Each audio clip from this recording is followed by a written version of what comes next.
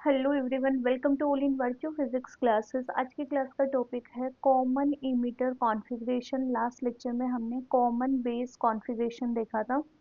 Common base configuration, ठीक है। सबसे पहले क्वेश्चन के बारे में हम बात कर लेते हैं। What is meant by transistor characteristics include the output characteristics curve of A transistor in common emitter configuration. Common emitter configuration में आपको आउटपुट करैक्टरिस्टिक्स कर्व ड्रॉ करना है। इसके साथ साथ ही इसी के अंदर आपको active, cut off and saturation regions को भी एक्सप्लेन करना है। तो जल्दी से हेडिंग डालो, common emitter configuration. Common emitter का मतलब समझ रहे हो ना आप, कि जो इमीटर वाला टर्मिनल है उसको इनपुट और आउटपुट के अंदर हमें क्या करना है, कॉमन करना है, ठीक है। तो क्या करें, पहले ट्रांजिस्टर ड्रॉ कर लेते हैं। ये हमने ट्रांजिस्टर ड्रॉ कर लिया। ये ध्यान रखना, एनपीएन बना रहे हो ना आप, और इमीटर को आपको क्या करना है, कॉमन रखना है। तो इमीटर वाले टर्मिनल को मैं नीचे की तरफ ड्रॉ कर रही हूँ ताकि इनपुट और आउटपुट दोनों के अंदर कॉमन रहे। तो ये ई है, तो ये क्या हुआ आपका बेस, और ये क्या हुआ आपका कलेक्टर। और यहाँ पर हम प्रोवाइड करवाते हैं इनपुट वोल्टेज। इनपुट वोल्टेज है, और ये क्या है आपका एनपीएन है। तो this is an type semiconductor, ये पी का बना होगा और ये एन टाइप सेमीकंडक्टर का बना होगा। अब ईबी को आपको किस में रखना है, इनपुट टर्मिनल को फॉरवर्ड बायस में। फॉरवर्ड बायस का मतलब क्या हुआ, जो पी टाइप है वो पॉजिटिव बैटरी के टर्मिनल से, और ये ई है वो नेगेटिव से कनेक्ट होगा। इसे हम बोलते हैं यहाँ पे input voltage which is VBE. तो यहाँ पर आपका इनपुट वोल्टेज क्या हो गया, VBE. This is input voltage, clear है ना। इसके साथ साथ ही इनपुट करंट क्या हो जाएगा आपका, आईबी। आईबी यहाँ पे क्या हो गया, इनपुट करंट हो गया। अब हम आउटपुट की बात करें तो आउटपुट को आपको कहाँ रखना होता है, रिवर्स बायस में। सी यहाँ पर क्या है, एन टाइप का रिवर्स बायस में। इट मीन ये पॉजिटिव टर्मिनल से कनेक्ट होगा बैटरी के, और ये वाला नेगेटिव टर्मिनल से कनेक्ट होगा बैटरी। बात समझ आई आपको। तो अब देखो, यहाँ पे आउटपुट करंट और आउटपुट वोल्टेज डिफाइन करो। आई सी यहाँ पे क्या हो गई आपकी आउटपुट करंट, और आपका वी सी ई क्या हो जाएगा, आउटपुट वोल्टेज हो जाएगा। तो इस तरह से हमने एनपीएन ट्रांजिस्टर के लिए सर्किट डायग्राम ड्रॉ करा है। किसका, कॉमन इमीटर का। तो इमीटर को आपको क्या करना है, ग्राउंड करना है। इसी तरह से सेम आप पीएनपी के लिए ड्रॉ कर लोगे। पीएनपी का भी मैंने डायग्राम यहाँ पे बना रखा है, देखो। इमीटर ये पी, ये एन, और ये आपका पी है, ठीक है। ये इमीटर है, ये बेस है, और ये आपका कलेक्टर है। ये जो है क्या बोलते हैं हम, बी ई टर्मिनल, इसको हमें रखना है फॉरवर्ड बायस में। और सी ई वाले टर्मिनल को, आउटपुट टर्मिनल को हमें रखना है रिवर्स बायस में, ठीक है। तो इस तरह से हमने ये सर्किट डायग्राम ड्रॉ करा है for the common emitter configuration. किसके लिए, पी एन पी ट्रांजिस्टर के लिए। अब आपको करेक्टरिस्टिक्स कर्व का स्टडी करना है। तो दो तरह के करेक्टरिस्टिक्स कर्व रहेंगे हमारे पास। एक रहेगा इनपुट और सेकंड रहेगा आपका आउटपुट, ठीक है। जिस तरह से हमने कॉमन बेस कॉन्फ़िगरेशन में पढ़ा था कि जो इनपुट करेक्टरिस्टिक्स होता है वहाँ पे हमें कर्व ड्रॉ करना होता है इनपुट वोल्टेज और इनपुट करंट के बीच में। तो यहाँ पे इनपुट वोल्टेज और इनपुट करंट क्या हुआ आपका, i b and v b e. हमें बेसिकली इन दोनों के बीच में कर्व का स्टडी करना है। जब हम आउटपुट वोल्टेज को कांस्टेंट रख दे, आउटपुट वोल्टेज को क्या कर दे, कांस्टेंट कर दे, ठीक है। दैट टाइम जो कर्व का स्टडी करते हैं उसको हम इनपुट कैरेक्टरिस्टिक्स बोलते हैं। सिमिलरली आउटपुट कैरेक्टरिस्टिक्स में आपको स्टडी करना है ग्राफ बिटवीन आउटपुट करंट और आउटपुट वोल्टेज, ठीक है। जब कब, जब आपको इनपुट करंट को कांस्टेंट लेके चलना है। इनपुट वोल्टेज क्या है, वीबीई। आउटपुट वोल्टेज है आपका वीसीई। और इनपुट करंट है आईबी, और आउटपुट करंट है आपका आईसी, ठीक है।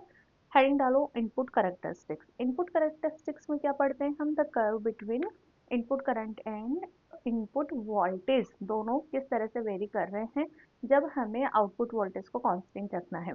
तो बेटा ये आउटपुट वोल्टेज क्या हो गया आपका, वीसीई। तो हम क्या करेंगे, VCE की एक बार वैल्यू फिक्स कर लेते हैं। सबसे पहले जैसे हमने यहाँ पे डायग्राम में भी ड्रॉ करा है कि जो आउटपुट वोल्टेज है ये हमने 1 वोल्ट ले लिया which is the constant quantity, ठीक है। अब आउटपुट वोल्टेज को कांस्टेंट रख कर हमें क्या करना है, इनपुट करंट का वेरिएशन देखना है किसके साथ, इनपुट वोल्टेज के साथ, ठीक है।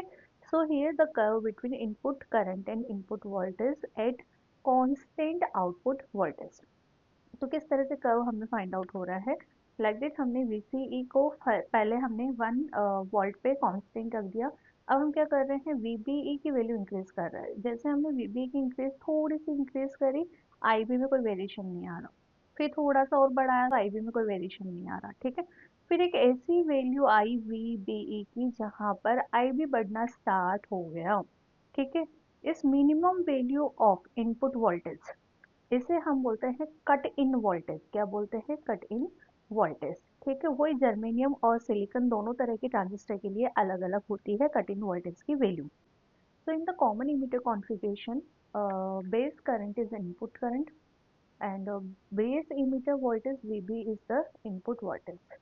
कलेक्टर करंट आउटपुट करंट है और कलेक्टर इमीटर वोल्टेज आपका आउटपुट वोल्टेज है, ठीक है। So the input characteristics are graph between input current and input voltage for constant output voltage which is VCE.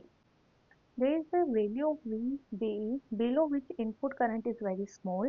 This voltage is called cut-in voltage. ये हमने common base के अंदर भी समझा था, ठीक है। सेम यहाँ पर भी एक वोल्टेज रहेगी इनपुट की, जहाँ पर आपको इनपुट करंट बढ़ना स्टार्ट करता हुआ दिखाई देगा, उसे ही आप यहाँ पे कट इन वोल्टेज से डिफाइन करोगे। तो रेजिस्टेंस की हम बात करें तो क्या हो जाएगा, ओम्स लॉ लगा दो, V equal to i r. तो आर क्या आएगा बेटा यहाँ पे, V is divided by I, input voltage is divided by input current at constant output voltage which is VCB. अब आउटपुट कैरेक्टरिस्टिक्स देखो, या variation of output current with output voltage देखना है, ठीक है, कि किस तरह से आउटपुट करंट चेंज होगा यदि आप आउटपुट वोल्टेज की वैल्यू चेंज करोगे। कब, जब आपका इनपुट करंट क्या हो, फिक्स हो। तो यहाँ पे कॉमन इमीटर में इनपुट करंट क्या है, IB। तो हम क्या करेंगे बेटा, IB को तो फिक्स रख देंगे। IB को फिक्स करके फिर जो आउटपुट वोल्टेज है उसको चेंज करके देखेंगे, और आउटपुट वोल्टेज को हम चेंज करके देखेंगे तो आउटपुट करंट किस तरह से वेरी कर रहा है। उन दोनों के बीच का ग्राफ जो होगा वही आउटपुट कैरेक्टरिस्टिक्स को यहाँ पे रिप्रेजेंट करेगा। तो जब हमने कॉमन इमीटर का स्टडी करा तो यहाँ पे हमें इस तरह से output characteristics curve find out हो रहा है। अगेन यहाँ पे 3 रीजन होंगे, एक्टिव, कट ऑफ और सैचुरेटेड, ठीक है। और तीनों का ही हमें स्टडी करना है, ठीक है। और ये चीज़ ध्यान रखना, एक्टिव में एक्टिव ट्रांजिस्टर कब रहता है वही कंडीशन रहेगी। कट ऑफ में दोनों को हमें रिवर्स, दोनों जंक्शन को रिवर्स में लेके चलना होता है। सैचुरेटेड में दोनों ही जंक्शन को हमें फॉरवर्ड बाइस के अंदर लेकर चलना है, ठीक। In common emitter the collector current IC is the output current and the collector emitter voltage is the output voltage, ठीक है। एंड बेस करंट क्या है इसका, इनपुट करंट है। So keeping the IB constant, the graph between collector current and VCE मतलब collector emitter voltage are output characteristics of the junction transistor in common emitter configuration, ठीक है। जहाँ पे IC क्या है आपका, पॉजिटिव, IB भी क्या है, पॉजिटिव। ये कैसे, साइन कन्वेंशन वाले रूल से हमने अप्लाई करा है, ठीक है। और इसके साथ साथ ही VCE भी क्या है आपका, पॉजिटिव वैल्यू है, ठीक है। हमें यहाँ पे 3 रीजन मिलेंगे, active, cut off and saturated. सबसे पहले मैं यहाँ पे एक्टिव रीजन की बात करती हूँ। अब एक्टिव रीजन क्या है, आपको यहाँ पे क्या करना है, IB की पहले वैल्यू फिक्स करनी है। जैसे मैंने IB की वैल्यू क्या पुट कर दी यहाँ पे, पहले 0 फिक्स कर दी। IB के फर्स्ट कर्व में हमने क्या करा, IB इक्वल टू 0 फिक्स कर दिया। उसके बाद हम क्या कर रहे हैं कि जो आउटपुट वोल्टेज है उसका वेरिएशन IC के साथ मतलब आउटपुट करंट के साथ नोटिस कर रहे हैं, ठीक है।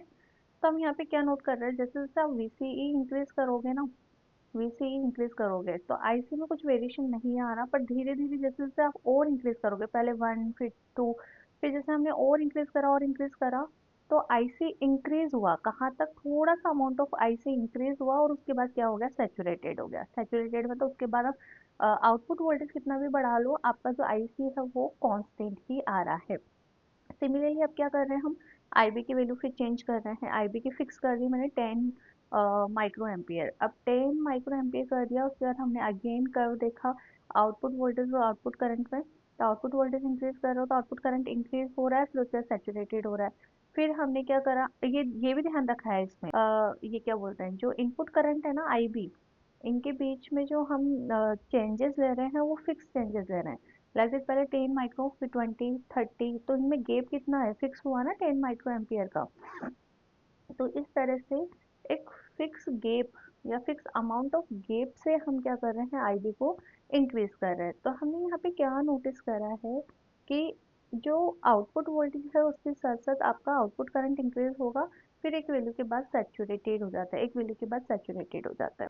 In this region the collector based junction is reverse bias and emitter based junction is in forward bias, तभी आपका जंक्शन एक्टिव रहेगा। The curve for i b obtained in the active region are not fully parallel to the VCE, ठीक है ना, fully parallel नहीं है, थोड़ा सा इंक्रीज हो रहा है उसके बाद पैरेलल हो रहा है, ठीक है ना। So this show that the collector emitter voltage VCE affect the collector current IC, dependency है यहाँ पर। So for the low value of IB, if the increase in the base current IB is equal interval, हमने यहाँ पे equal interval के अंदर ही IB को increase करा है, देख सकते हो आप यहाँ पे कि 10 माइक्रो एम्पियर का यहाँ पे डिफरेंस है, ठीक है। So the output characteristic curve in active region are almost parallel to the each other with the equal separation. In this region, the transistor provide amplification without distortion. So the active region for the junction transistor in common emitter configuration can be used for amplification of voltage. That is clear. Second region देखो, cut off region. Cut off region तो obvious आपको समझ आ गया होगा, last class में भी हमने बात करी थी कि आई बी इक्वल टू 0 से लेके आउटपुट वोल्टेज दोनों के बीच का जो रीजन है, इस एक्सेस के बीच का जो रीजन है उसे हम क्या बोलते हैं, कट ऑफ रीजन बोलते हैं। और कट ऑफ रीजन में ध्यान रखना दोनों ही जो जंक्शन होंगे वो आपके रिवर्स बाइस में होंगे। So when the base current और input current i b equal to 0, then the transistor operate in cut off region, and in this region both junction are in reverse bias. So now in the next हमें saturated region के बारे में discuss करना है। saturated region लिखो इसको भी, when the value of voltage VC is very small, जब हम बात करें VC की वैल्यू बहुत कम है यहाँ पर 0.2 वोल्ट से 0.4, तो आपका ये जो IC है वो क्या है, डिक्रीजिंग है, ठीक है, रैपिडली डिक्रीजिंग है। तो आप इसको नोट करो, the value of collector current IC decreases rapidly as VCE decreases. This happen till the value of VCE is not below VBE, ठीक है ना। सो नाउ अब आप इसी के अंदर डालो output resistance, output voltage it's divide by output current, ठीक है, 8 इनपुट करंट कांस्टेंट, ये फॉर्मूला इसका रहेगा। इसके साथ साथ करंट एम्पलीफिकेशन फैक्टर, इसमें हम बीटा से रिप्रेजेंट करेंगे, ठीक है, और बीटा क्या होगा, वही output current upon input current which is IC upon IB, this is known as current amplification factor. तो in the common emitter configuration the ratio of collector current, define करो इसे, the ratio of collector current and the base current with the collector emitter voltage VCE constant is known as beta DC, ठीक है। तो i c upon i b 8 v c equal to constant. So now last lecture में हमने alpha पढ़ा था, now अभी हमने current amplification factor beta पढ़ा है, तो दोनों के बीच में रिलेशन भी हम निकाल ही लेते हैं साथ के साथ ही। देखो फॉर द रिलेशन हमें क्या करना है, static equation of transistor use में लेना है। क्या है इक्वेशन के, इमीटर करंट किसके बराबर होता है, बेस करंट और कलेक्टर करंट के सम के बराबर। नाउ इस इक्वेशन को हम कलेक्टर करंट से डिवाइड कर दे तो क्या बनेगा, i e upon i c equal to i b upon i c plus 1, ठीक है। इससे हम क्या बोल सकते हैं, 1 अपॉन अल्फा, बिकॉज अल्फा आपका क्या होता है, आई सी अपॉन आई ई। सिमिलरली इसकी हम बात करें तो दिस इज 1 अपॉन बीटा ना, क्योंकि बीटा आपका कितना था, आई सी अपॉन आई बी था। तो इस तरह से इक्वेशन क्या बना, 1 upon alpha equal to 1 upon beta plus 1। इसको आगे सिंप्लीफाई करना है, कर लो, हमने यहाँ पे बीटा का एलसीएम लिया, तो बीटा प्लस 1 अपॉन बीटा, इसको डिवाइड करेंगे तो अल्फा इक्वल टू कितना आया, बीटा अपॉन 1 प्लस बीटा। तो एक तो रिलेशन ये अपना निकल कर आ गया अल्फा वर्सेस बीटा के बीच में, ठीक है।